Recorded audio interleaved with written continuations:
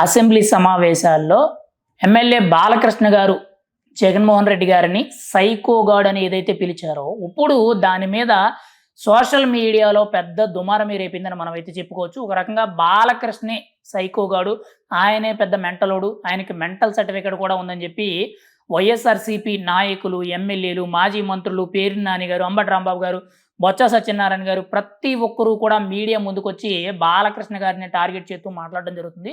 ఏదేమైనా గానీ ఆయన ఉద్దేశపూర్వకంగా అని కాకుండా అన్‌ఎక్స్‌పెక్టెడ్‌గా ఆయన నోట్లో నుంచి ఆ మాట రావడంతో దాన్ని ఫ్లోలో కంటిన్యూ చేయడంతో ఇప్పుడు ఆయన ఏదైతే మాట్లాడారో మాజీ ముఖ్యమంత్రి జగన్మోహన్ రెడ్డి గారిని సైకో గాడ్ అని ఏదైతే సంబోధించారో ఇప్పుడు పెద్ద దుమారమే రేపుతుందని మనమైతే చెప్పుకోవచ్చు.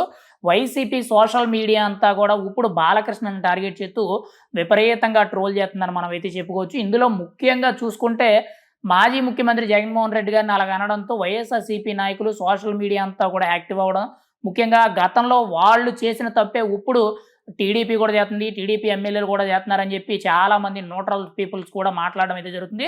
అయితే ఇప్పటికే కూడా సీఎం చంద్రబాబు నాయుడు గారు ఈ ఇష్యూ గురించి కొంత చర్చించి సీరియస్ అవ్వడం అయితే జరిగిందని చెప్పి కొంత వివరణ అయితే తెలుస్తుంది.